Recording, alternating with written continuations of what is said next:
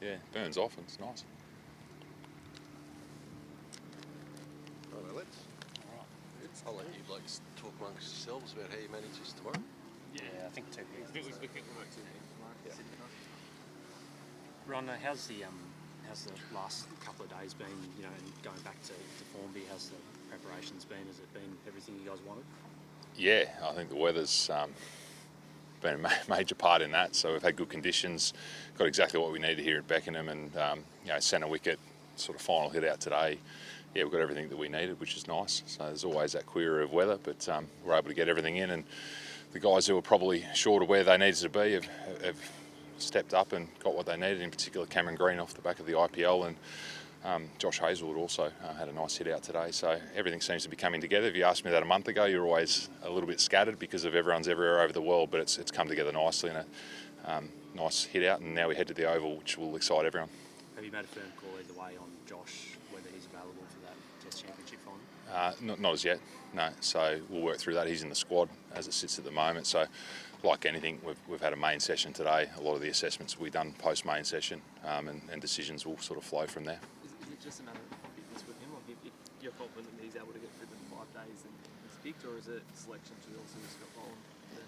Oh, it's a fitness discussion as it sits at the moment, just with where he's been, and a small sort of setback in the IPL, which was well documented. So yeah, that's as simple as it sits at the moment. It's a fitness question mark. And is it also a fitness question mark given the short turnaround into Edgbaston? Yeah, definitely consideration for. Don't want to go too far ahead. We've got a World Test Championship final to play, which, as I said, we're excited about. But if you look on the back of that, then we turn our attention quickly to England and the Ashes. And yeah, there's some short turnarounds there. That's nothing that we're not used to. So there'll always be considerations around management, but there'll be some plans sitting in the background. But like any Test match, you don't know what's going to happen within that Test match, and then you make decisions from that. It could be a 3-day Test match, who knows? And your loads are a lot lower and time on feed are a lot lower, so then you can make different decisions. But yeah, if we would expect 5-day games, then I'd say that there would be some moving parts in amongst the quicks. You said there's the World Test Championship final, and obviously your focus is on that. But the first Ashes Test starts 3 days after that. So even in these training sessions, like, is there a bit of, even individually and as a team, looking at both when you're working out things in the middle? We sectioned off the preparation. Formby was a clear focus on the Ashes, so a lot of our discussions around the Ashes were up there. So there was a lot of planning that went on there, contrary to what everyone thought that might have been just a golf trip. There was some other work going on up there, so the boys were getting across that up there. There was a lot of planning, a lot of discussions around England, and then we made a clear decision that when we come to Beckenham that it was going to be focusing on India and the World Test Championship final, but a lot of the work's been done in the background around the Ashes, so we feel as though we can pick that up pretty quickly on the back of the World Test Championship final. Can you just kind of describe, we all know how England are playing Test cricket these days, but you have 2 very distinctive teams playing this format, and just how different the preparations have been just overall? Yeah, I'd like to think that we're playing a nice style of cricket, if you want to call it that, and our focus a lot of the time is what we do and what we bring to the table. So yeah, we'll understand the way that they play and individuals, and the planning and preparation will be very similar to any other opposition. So you start to get a trend in the way a certain player plays, a certain mode of dismissal that may creep in, and then you look to attack the weakness. So we'll be no different, but as I said, we feel as though we've got some real strengths with our bowling in it and our batting in it. We've been through some different conditions over the last 2 years and found our way to the top of the World Test Championship final. So we think that we can adapt to whatever's thrown at us, and that's one of the great strengths of this Australian team as it sits at the moment. Yes, there's experience. Experience is one thing, but the adaptability in any situation that confronts this team at the moment, there's been some positive outcomes from that. What do you make of World Test Championship final as a concept? Like, obviously, I know you guys have made it very important, but like, is it right as a one-off match? Should it be a best of 3 series? I was saying Dave suggested this morning. Did he? Yeah, because his point was that you play 2 years, and then all of a sudden you've got one game that's in neutral territory, different territory, and that decides it. Like, is that actually the best way to find out the best team in the world? What do you reckon of it all? I think that a final sits nicely over 5 days. I think if you started to have a 3-game series, it would take up too much time. So I think a lot of the work's done in the qualifications. It's like a lot of other sports where you qualify for a grand final and that's all on the line, and who copes and deals with that situation the best comes out on top. I think in shorter formats, potentially in a T20, World Cup scenario that you work through the regular rounds and into Super 8s or however they structure up these days, and then you get to the final. That could potentially be a best of 3 because it's not going to take as much time. But yeah, a best of 3 Test match series would be difficult to fit in particular in neutral territory, which I think is one of the great fascinations around the final, is that you're playing India and England, and sometimes it's hard to get a head around, is it an Ashes or is it the World Test Championship final? So I think as it sits at the moment, it's a great concept. Every Test match means something. Everyone's looking at the points table. Everyone wants to qualify, and I think we were sort of bitten by the last time we just fell short of making the final. So it was something that the group was driven towards. So I think if the group internally is driven towards that, then it's a thing of worth and something worth playing for. So we're really excited to be here and have a shot at India at the Oval. So that's true. So you guys have decided to use Duke Sports. Is that something as the top place team, did you have a choice around that, or was the scenario there? I'm not sure how it worked in the background, but I think they used Dukes last time as well in the New Zealand India final. So I think when you're in England, the Duke's ball is probably the best ball to use because it's made for these conditions. So it'd be like going to India, you'd imagine you use an SG, and then when you go to Australia, a Kookaburra. So not sure how the decision's made around that. How much of the prep for that game is unprecedented? Like you probably if you're going to play India and India, you've kind of got an idea of what you're going to expect conditions-wise and makeup-wise. To face them in neutral territory using a different sort of ball than they've played, how much can you premeditate with that?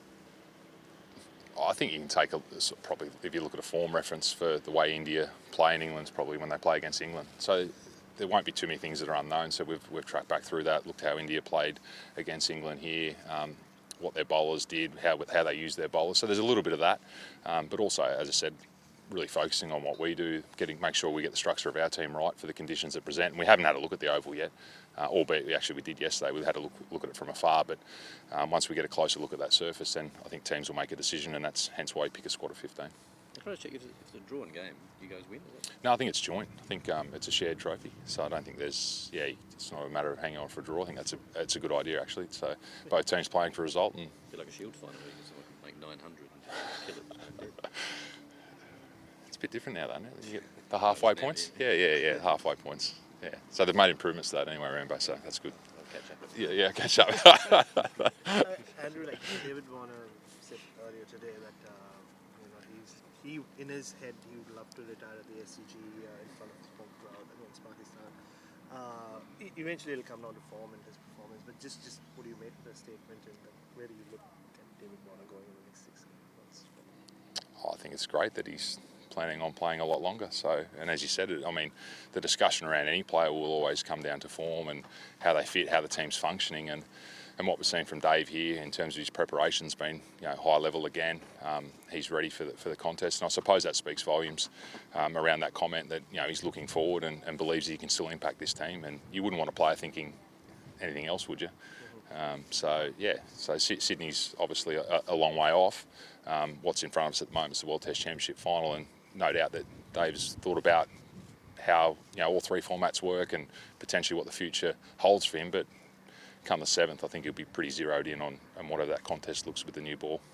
Just thinking about talking about your strategies and things you discussed in Formby, thinking about England in particular. Like I know you said that you prepared for them, but they do play cricket differently. Like their batters play cricket differently. Have you thought about fields that you might set different? How you might approach the game differently compared to even India this week? Yeah, it'll look totally different. Yeah. So it'll look a lot different, I would imagine. Yeah.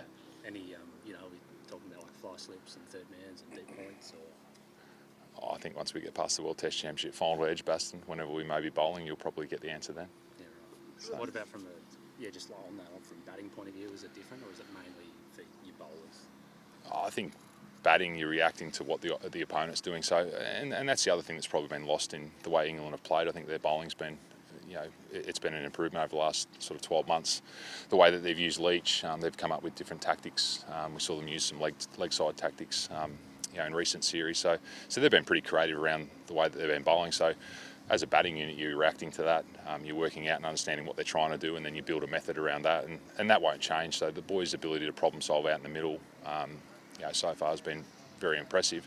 They'll come with some different plans. So we're prepared for potentially what those plans look like. You simulate that in training, and then it's about really going out there, reacting and making good decisions as you go along the way. And from a bowling point of view, does it help that your guys, most of your bowlers have played a lot of T20 cricket, said exactly that you're going to do that, but I presume that's what you mean. It depends on the conditions. I mean, a red ball swings, it seems, over here, so I don't think that the Duke's ball's going to suddenly stop swinging and stop moving off the surface. So there'll be a lot more dismissal options than a T20 game, I'd imagine, where sometimes towards the back end it's executing Yorkers and the ball's travelling straight. So I think the red ball, in particular Duke's ball, will offer something. So we'll be able to be creative enough with the way that we use our fields.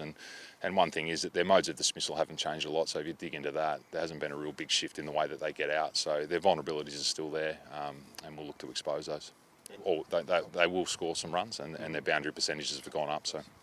Couple. And just adding to that creativity, Andrew, just the different shapes and sizes you find in grounds in England, the slope, and the boundary sizes, does that come into play a lot as well with the field, you said, with the style of play you're going to play? It can do. I mean, the ball runs across the surface a lot quicker here. There's, the wicket tables are a lot wider, so we've seen teams use square boundary riders to, in terms of conserving boundaries. So we've seen that used.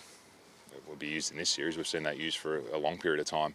I think you assess the conditions. Is it moving? Is it shifting? Has the batter got it on their terms, or have we got it on our terms with the ball? And then you move from there. So there's a lot of pre-planning that goes into it. But at the end of the day, it's really up to Pat and Steve out in the middle to make those decisions. And we can give them options as we go along. But a lot of the information will be in front of them, and we back them to make good decisions, whatever that may be. If you talk about planning, you talk about it looking very different to what it will be against India. Is that largely in terms of the skill set there? Because obviously, you look at the Australian bowling, it's by far the most economical across the world. You guys making a game of building pressure of the ball. Does anything actually need to change the way they bowl, or is it more just around your field sets and whatnot? Comparing India to England, it's a totally different lineup. Yeah. So I think that's what we've got to get our head around. So you're sort of merging two conversations into, what does it look like for India? What does it look like for England? It's like saying, what does it look like against Sri Lanka versus Bangladesh? There's different players with different capabilities and different ways of going about it. So, we pride ourselves on being relentless with the ball and controlling. Controlling the tempo is one of our big themes. And the tempo may go up purely on the ground sizes, the speed of the outfield and the wickets flattening out. So it may look slightly different to potentially the 2.8 that we usually operate at. It might go up. So we're prepared for that.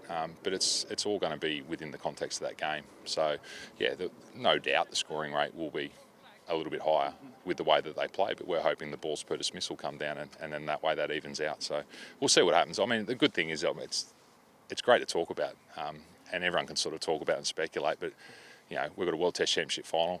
Can we wait for the Ashes to come around? Yes, because we've got the final. Once it comes around, we'll be excited about that opportunity to take on England in England. Do you like that people are talking about it, Ron? That people are talking about cricket tactics and asking you questions about balls? You know the answer to that. Yeah. No, I do. I like the fact that there's Test cricket almost is in the forefront of everyone's mind at the moment, and they're talking about the nuances within the game and different styles and how players are going about it. And it feels as though that people are gathering a greater understanding of what Test cricket's about, and you can play it differently. And Brendan and Ben have got a team that's playing it slightly differently, and it's going to be interesting to see how the two styles mesh in and who comes out on top. So we're excited by that, and we're excited by the fact that people are talking about it. But as I said, World Test Championship final, two best teams in the world at the moment, preparing for that game on the 7th. That's really front of mind, and that's been the real focus here at Beckenham. Beauty. Cheers, boys. Thanks, guys.